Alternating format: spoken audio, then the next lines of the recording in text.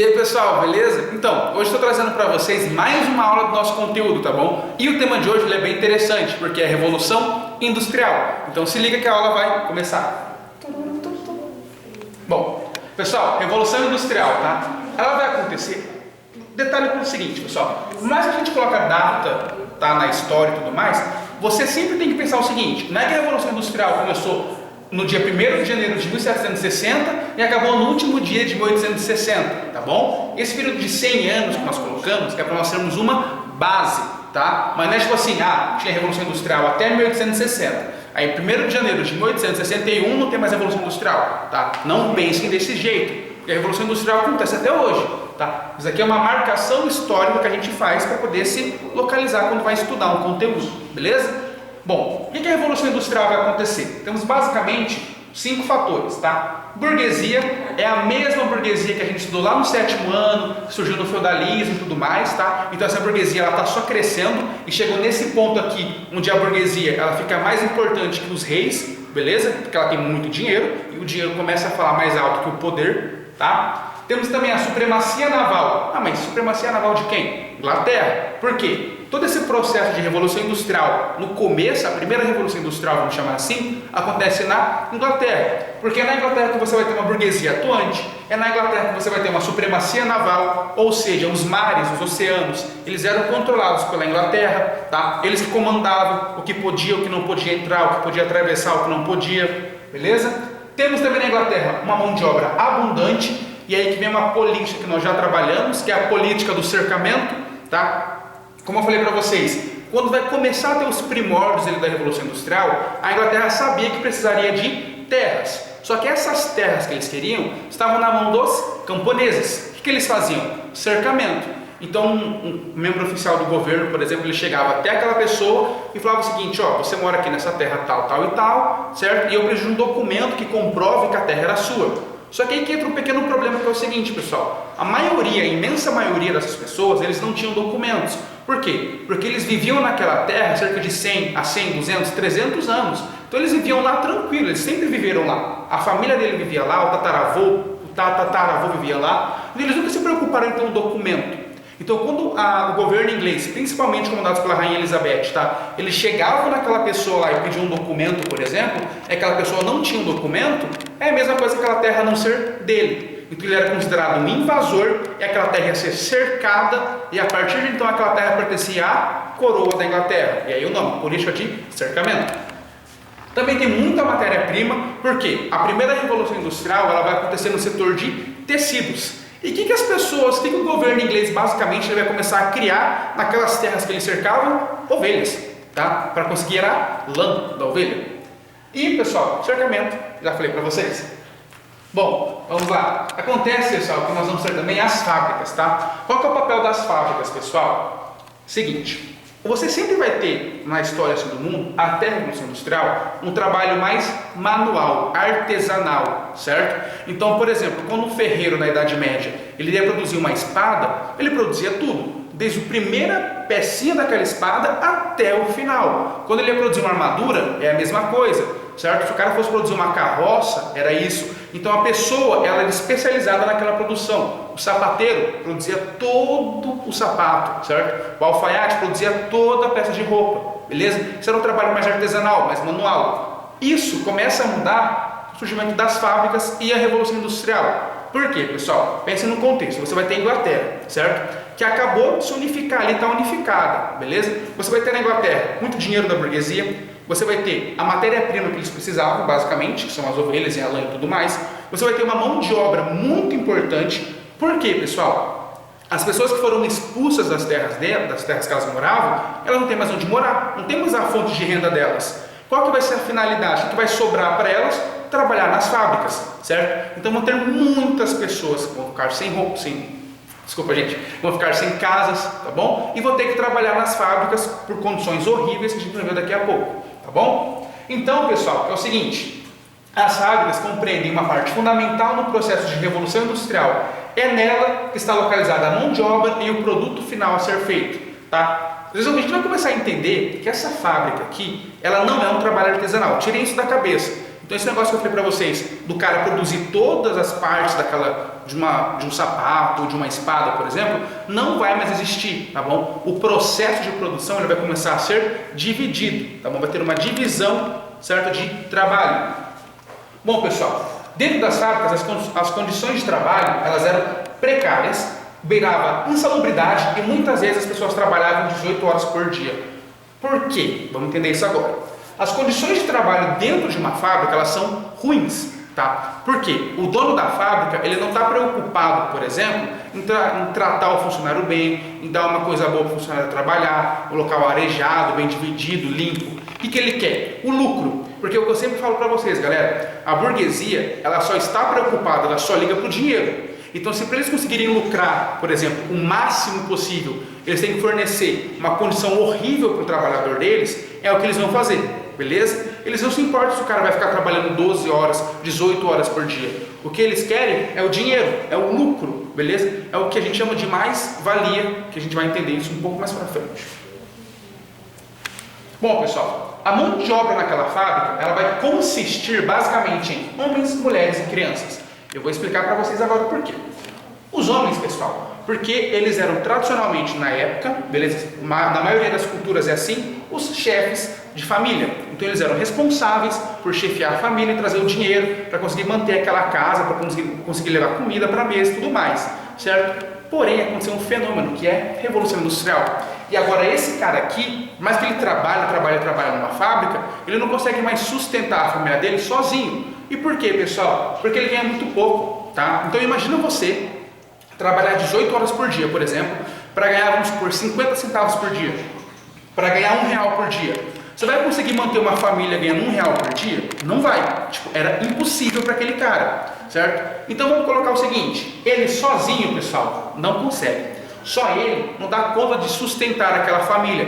O que ele faz então? A mulher dele, por exemplo, vai ter que ajudar ele, tá? Só que tem um pequeno problema, um pequeno porém, que é o seguinte, ele por ser homem, ele ganha um salário integral, ele ganha, vamos por R$1, certo? Ela, por ser mulher, não vai ganhar um salário inteiro, ela vai ganhar, por exemplo, metade. Então vamos supor que ele ganha R$1 e ela vai ganhar 50 centavos. Só que eles vão trabalhar basicamente o mesmo período de tempo, certo? Ele trabalha 12 horas, ela também trabalha 12 horas, não tem problema nisso. Porém, como ela é mulher e ele é homem, ele ganha mais e ela ganha menos, tá? E por último, pessoal, quando não era suficiente ainda, iriam as crianças para o trabalho. E aí que entra um negócio meio macabro da Revolução Industrial, que é o seguinte. A criança, ela ganhava menos que a mulher. Ela ganhava, tipo assim, 10, 15 centavos, vamos supor, por dia, tá? E o trabalho dela é o trabalho mais difícil, é o mais perigoso. Por quê, pessoal? Vamos supor que uma máquina, ela estragou, certo? Uma máquina deu pane e tudo mais. Um homem adulto não consegue entrar na máquina para arrumar ela. Uma mulher adulta, também não. Quem conseguir, quem tem o tamanho necessário para entrar naquela máquina e consertar ela? A criança, beleza? Então a criança ia lá, engatinhando de algum jeito, entrava naquela máquina e tipo, o problema está aqui. E ele ligava e consertava. Muitas vezes, quando ele ligava a máquina, ele poderia perder, por exemplo, a mão, ele poderia perder o braço, ou às vezes ele poderia morrer dentro da própria máquina, porque ele ligou ela, ele não conseguiu sair, vamos supor que era uma máquina de rolagem, ele foi pela esteira e ele entrou no parafuso, ele foi esmagado, por exemplo, ou ele perdeu uma perna, certo? Acidentes aconteciam. Aí vocês devem estar pensando o seguinte, então, professor, se ele sofreu um acidente, ele vai receber uma indenização, né? Porque ele estava trabalhando lá, então ele vai ganhar algum dinheiro. Não, tá? Por quê, pessoal? Não existiam as leis trabalhistas, é certo? Então, por exemplo, a criança perdeu um braço lá trabalhando, é problema da criança. Se no outro dia ele não estiver lá na hora que ele tem que trabalhar, ele vai ser demitido e entra outra pessoa no lugar dele. O cara ficou doente, por exemplo, não consegue ir, está com uma pneumonia. Ele não foi hoje, amanhã nem precisa voltar, porque ele foi demitido. Entendeu? Não tem esse negócio de ele está doente, atestado médico, ele não vai trabalhar, não tem essa. Entendeu? Professor, a mulher está grávida, ela não vai trabalhar, não tem problema. Quando eles vão voltar, por quê? Tem outra pessoa agora no lugar dela aqui que já está trabalhando e é assim que segue. Ela já perdeu o emprego, ele perde o emprego, a criança também, e outra pessoa está no lugar. Por que isso acontece? Porque, como eu falei para vocês, a mão de obra era muito grande. Foram muitas pessoas que ficaram sem terras por conta da política do cercamento. Então, se esse cara aqui saísse, tinha mais 30 pessoas só para o lugar dele, por exemplo. Entendeu? Então a fábrica nunca ia parar porque um funcionário saiu, tá? Outra coisa importante, pessoal, vamos ressaltar agora essa parte. Divisão do trabalho, artesão e o trabalhador moderno, tá? O artesão é o cara, como eu falei para vocês, que produz tudo, faz toda aquela peça. O trabalhador moderno não. Por quê? O trabalhador moderno ele vai ser especialista numa parte X. Por exemplo, o cara é especialista em apertar a porca, ou ele é especialista em colocar a borracha onde tem que colocar. Ele é especialista, por exemplo, em moldar um cilindro, certo? Vai ter divisão. Então, cara, uma pessoa vai fazer só isso, a outra só faz outra coisa, a outra só faz a outra coisa, e assim vai indo. Imagina na produção, por exemplo, de um sapato. Um cara só vai fazer cadarço, aí o outro cara vai pintar o cadarço, aí o outro cara vai pintar o tênis, o outro vai só colocar a logomarca no tênis, o outro vai só fazer o calçado, certo? Tipo a sola do tênis. Então cada um tem a sua função muito bem definida, tá bom? Eles não se misturavam. Então o cara, por exemplo, que às vezes fazia o cadarço, ele passava a vida inteira dele fazendo cadarço, mas ele não sabia que ele estava produzindo no final. Ah, eu faço cadarço, tá, mas cadarço para quê? Ah, eu não sei, eu sei que eu faço lá, tem 30 anos que eu trabalho naquela fábrica, 30 anos que eu faço cadarço, mas eu não sei até hoje o que eu estou produzindo, tá? Outra coisa importante, pessoal, classes sociais ganham forma, tá? Por quê? Porque a gente vai ter agora bem definido duas classes sociais, beleza? Que é a burguesia industrial, que é o dono do meio de produção, que é o cara que é o dono das fábricas. Diferencie, burguesia industrial não é a mesma coisa que burguesia comercial, tá? Burguesia comercial é o comerciante, é o vendedor. A burguesia industrial é o dono das indústrias, dono das fábricas, o famoso cara dono do meio de produção. E o proletariado. Proletariado, galera, é a pessoa que vai trabalhar, certo? Em troca de um salário nas fábricas, tá bom? Então, por exemplo, imagine que eu sou proletariado, eu vou para a fábrica X todos os dias, eu trabalho lá 30 dias no mês, certo? E eu ganho, por exemplo, R$500. Eu sou um proletariado. O dono da fábrica X, ele é o quê? Um burguês industrial, certo? Bom, é por conta disso, pessoal, por conta dessa revolução industrial na Inglaterra, tá? Por conta de todos esses processos que estão acontecendo no mundo, está havendo uma mudança. As pessoas não têm mais por que continuar nos campos, porque elas não têm mais terras nos campos. Então, por onde que elas vão? Para as cidades, beleza? E é aí que a gente vai começar a ter alguns problemas nas cidades, tá bom? Por quê? Primeiro problema, aumento populacional. As cidades começaram a crescer muito rápido, não tem local para abrigar todo mundo. O bairro é cheio, a minha casa está cheia, não tem onde morar todo mundo. As pessoas não têm onde morar, não tem onde abrigar todo mundo. Então as pessoas começam a morar nas ruas, elas começam a morar também nos famosos cortiços, tá bom? Que eram como se fosse, imagine, um prédio onde moravam várias e várias famílias, tá? Então assim dá um jeito, porque a população aumentou muito. Por conta, pessoal, dessa população aumentar, vamos ter o renascimento urbano, tá? Ou seja, as cidades passaram a ser o ponto principal, beleza, da economia mundial, da economia na Inglaterra, vamos dizer na Inglaterra, mundial não, ainda não, tá? Da economia na Inglaterra, beleza?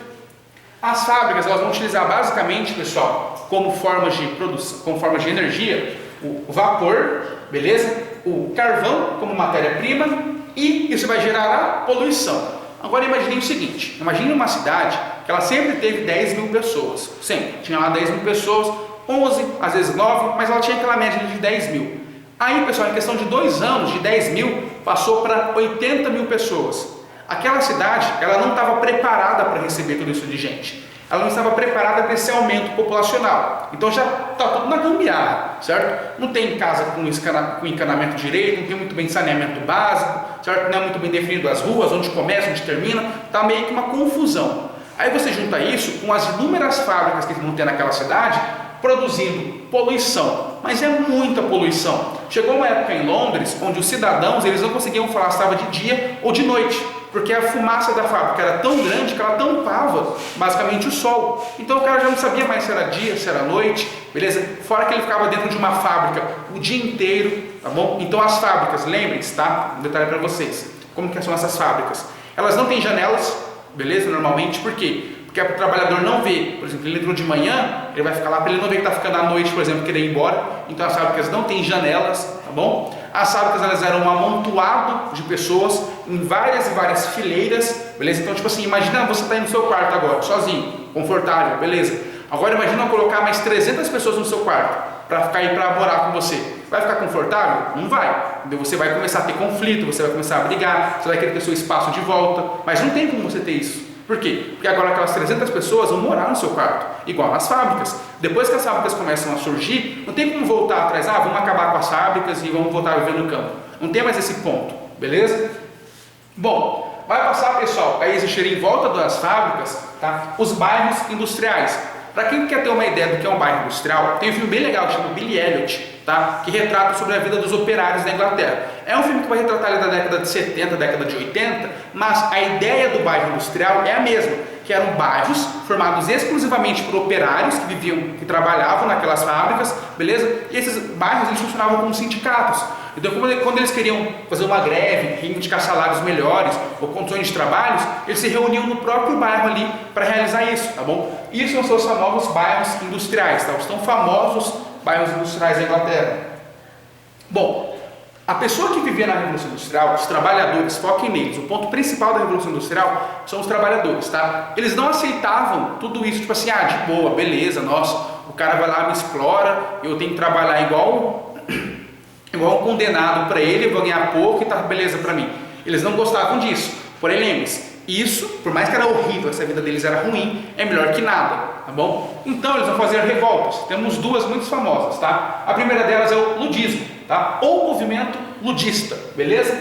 Ela vai ter um início após a quebra de máquinas, beleza? O líder era Ned Ludd e eles lutavam contra a substituição da mão de obra pelas máquinas. Por quê, pessoal? Quando essas máquinas elas começam a se aperfeiçoar, elas começam a melhorar, uma máquina sozinha, por exemplo, ela conseguia fazer o trabalho que 50 pessoas fariam. Só que tem um porém, a máquina não cansa, ela não precisa descansar, a máquina não precisa comer, ela não precisa ir no banheiro, certo? Então era muito mais vantajoso para o dono daquelas fábricas colocarem uma máquina no lugar de contratar 50 pessoas, por exemplo. Então isso começou a gerar e a causar a demissão de várias pessoas das fábricas. E essas pessoas que foram demitidas, elas viam exclusivamente a culpa nas máquinas. Então o que eles faziam? Simples. Fechou a fábrica à noite, por exemplo, eles invadiam a fábrica, iam lá e quebravam aquela máquina. Aí no outro dia a galera chegava para trabalhar, a máquina está quebrada, a máquina não pode trabalhar. Então vai trazer quem? Traz as pessoas lá de volta. Aí eles estavam trabalhando, por exemplo, por 4 dias. Aí a máquina era consertada. Aí o que eles faziam? Eles iam lá, quebravam a máquina de novo. Aí o cara começava a perceber que aquela máquina, o dono da fábrica, não estava quebrando à toa. Alguém estava sabotando ela. Então esse movimento aqui, o ludismo, por mais que ele foi o primeiro movimento, ele é muito importante, ele não dura muito, ele não tem tanto efeito, beleza? Por quê? Porque os donos das fábricas começaram a colocar seguranças, eles começaram a colocar a polícia, certo? Para vigiar as fábricas, para evitar justamente isso. E, o mais interessante, eles lutavam contra a substituição da mão de obra pelas máquinas. Isso daqui não vai acontecer. Como eu falei para vocês, a Revolução Industrial é um passo que não tem como voltar atrás. Então as máquinas elas estão presentes. Não tem agora como, vamos esquecer as máquinas, vamos voltar a viver no campo. Não existe mais isso, tá bom? O outro movimento que também é bem famoso, tá? É o cartismo, tá, pessoal? Ele vai ter o início após a Carta do Povo ser escrita, tá? O que vai ser essa Carta do Povo, pessoal? O líder é William Lovett. Pessoal, um detalhe curioso para vocês, tá? O ludismo, ele tem a alcunha de General Lud, porque quando eles quebravam as máquinas e tudo mais, eles deixavam uma carta, eles deixavam um negócio escrito como se fosse um General Lud na máquina quebrada, tá? Só um detalhe para vocês saberem, tá? Então, pessoal, é o seguinte, o líder é o William Lovett, tá? O que eles são contra? Péssimas condições de trabalho. Como eu falei para vocês, os caras que viviam na Revolução Industrial, eles não têm uma qualidade de trabalho muito boa. Pensa comigo, local extremamente fechado e sem luz, não ventilava lá dentro, muitas pessoas em volta, muita pessoa amontoada, o cara ficava 18 horas às vezes trabalhando, não conseguia comer direito na casa dele, certo? Ele não conseguia ter uma alimentação saudável, ele não tinha descanso necessário, então a vida dele era ruim, chegou num ponto de ficar insustentável isso. Então eles vão começar a lutar para melhorias de condições de trabalho, tá? Basicamente eles vão escrever uma carta, pessoal, exigindo o seguinte: voto universal, ou seja, todas as pessoas, homens e mulheres, poderiam votar, tá bom? Igualdade entre distritos, aqui é bem interessante, porque você vai ter os bairros e distritos na Inglaterra nessa época. Em alguns bairros e distritos eles tinham mais vantagens e mais benefícios que outros, tá? Então eles achavam isso muito certo. É a mesma coisa, por exemplo, que o bairro onde você mora, por exemplo, ele nunca recebe nada da prefeitura, não recebe asfalto, saneamento, nada. Mas o bairro vizinho recebe tudo do bom e do melhor. Tem asfalto novo, tem saneamento básico, tem prédio, tem lanchonete, tem praça, certo? Isso não é uma coisa legal. voto secreto por meio da cédula, porque o voto na Inglaterra nessa época era aberto, então eu ia lá e chegava assim e falava assim, ó, eu vou votar, por exemplo, no fulano, certo? No seu fulano. Se eu fosse contra, por exemplo, alguém que meu patrão queria, eu era demitido, eu estava na rua, tá? Temos também, pessoal, eleição anual, tá? Que eles queriam para os sindicatos, principalmente, pagamento para membros do parlamento, porque eles vão tentar entrar no parlamento inglês, beleza, os funcionários, e eles queriam receber, basicamente. Abolição em qualificação junto a posses, tá bom? Então é o seguinte, o cara ele é qualificado, por exemplo, por causa das posses que ele tem. Isso daí não tem mais que existir, tá? Bom, pessoal, só para a gente falar também um pouquinho sobre a segunda revolução industrial, tá? Que ela é um período de expansão. Então a revolução industrial ela sai da Inglaterra, ela vai para outros países, como Estados Unidos, Japão, França, Alemanha. O Japão é um caso bem interessante, que a gente vai estar saindo da era Meiji, tá? Bom, eles vão utilizar basicamente agora na segunda revolução industrial, tá? O aço, o petróleo e produtos químicos, beleza? Como fontes aí de energia e fontes de matéria-prima, tá? A expansão de ferrovias, junto também com o aumento de automóveis, beleza? O telégrafo e o telefone, tá? São coisas que vão surgir na segunda revolução industrial, que vão facilitar a comunicação, tá? E também temos, pessoal, a teoria do mais-valia. Vou explicar de uma forma bem resumida para vocês, tá? É o seguinte, teoria do mais-valia é aquilo que o patrão, o dono, ele ganha em cima do que você produz. Imagine o seguinte, imagine que você vai lá e gasta com tudo. Marketing para fazer, para deslocar, com tudo, para construir um celular, vamos supor, R$200. Beleza, gastei R$200. Eu vou lá e vou vender aquele celular na minha loja, por exemplo, por R$1.200. Ou seja, qual que é minha margem de lucro? É R$1.000.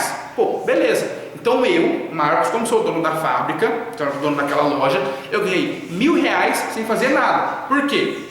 Quem vai ser responsável por vender e cuidar da minha loja é o meu funcionário. Aí você fala assim, mas aí seu funcionário ganha bem, não ganha? Não, meu funcionário ele ganha, vamos supor, R$1.000. Então vamos supor que naquele mês ali, o meu funcionário ele vendeu 10 celulares, certo? Certo. O meu funcionário ganhou R$1.000 pela venda de 10 celulares com o trabalho dele. Eu, sem fazer nada na minha casa, tranquilão, eu fui lá e ganhei quantos? 9.000.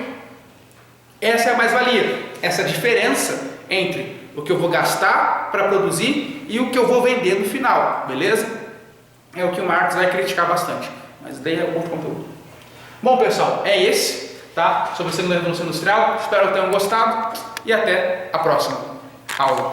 Pessoal, não acabou não, era pegadinha, vocês caíram. Vamos lá, seguindo. Eu vou mostrar para vocês algumas imagens, tá, de como eram as fábricas naquele período, beleza? Temos aqui o comecinho da Revolução Industrial, tá, que são as fábricas de tecido, beleza? As máquinas de tecido. Você ainda consegue observar que é um negócio ok, certo? Que é um negócio tranquilinho, até tem espaço, tem espaçamento aqui entre as fábricas. Aqui você pode ver crianças, mulheres. Aí, daqui pra frente, o negócio começa a ficar feio, tá, pessoal? Bom, aqui nós temos um balcão também, tá, de fábrica. Vocês podem observar que tem várias e várias máquinas, pessoal. São várias máquinas ao longo da fábrica inteira, tá? E as pessoas elas ficavam aqui, basicamente, produzindo 18, 19 horas, 20 horas por dia. Tá? Podia descansar? Nem sempre. Ele podia ir para um banheiro, podia dar uma pausa? Podia. Mas se algum responsável por vigiar, por exemplo, esse pátio aqui, esse corredor, pegasse ele no momento de descanso, ele poderia ser demitido, tá? Aqui nós também temos, pessoal, outro exemplo, tá, das fábricas da Revolução Industrial, beleza? Aqui já também um pouco mais voltado para o começo, mas é importante, porque a gente consegue observar as pessoas trabalhando. Tem muita gente que fala assim, eles trabalhavam sentados. Não, na maioria das vezes era em pé mesmo, eles ficavam, tá? Aqui temos outro exemplo das fábricas também, pessoal, como vocês podem observar, é um negócio gigantesco, tá bom? Com muita gente trabalhando, sem poder ir ao banheiro, por exemplo. Aí aqui nós temos uma imagem que é bem clássica, quando eu falo de Revolução Industrial, que é bastante em prova, principalmente em Enem, tá? Que aqui é o burguês, aqui é a burguesa, tá? O casal, obviamente. Aqui, pessoal, é uma aula formada exclusivamente por crianças. Quando eu falei crianças para vocês, vocês devem ter pensado, sei lá, uma criança de 12, 13, 14, 15 anos. Mas não, era criança de 4 anos, por exemplo, que trabalhava numa fábrica. Porque ele entrava lá bonitinho, arrumava o negócio que ele tinha que arrumar e morria. E era para isso que ele servia. É triste falar isso, mas é a realidade, pessoal. Aqui nós temos uma imagem onde mostra o pai e o filho trabalhando na fábrica. A criança está muito feliz. Vocês podem perceber que ele queria muito trabalhando aqui. É o sonho da vida dele trabalhar numa fábrica, tá? E aqui nós temos uma das duas pessoas que ninguém faz ideia de quem é. Eles só estão ali atrás de curioso mesmo. Aí aqui nós temos outra imagem retratando também a vida do operariado. Aqui eles estão mexendo já nas partes da segunda revolução, tá, galera? Já relacionado ao carvão, já relacionado ao petróleo, tá bom? Aí aqui nós temos a mão de obra infantil, que é um outro exemplo que eu trouxe para vocês sobre a mão de obra das crianças que trabalhavam nas fábricas. E por último, tem uma tirinha que eu gosto bastante, que fala muito sobre a Revolução Industrial, tá? Que é a seguinte, ele fala assim, esse cara: vou me aposentar amanhã, sabe o que eu vou fazer? Andar até o fim dessa linha de montagem e descobrir o que eu estou fazendo há 30 anos.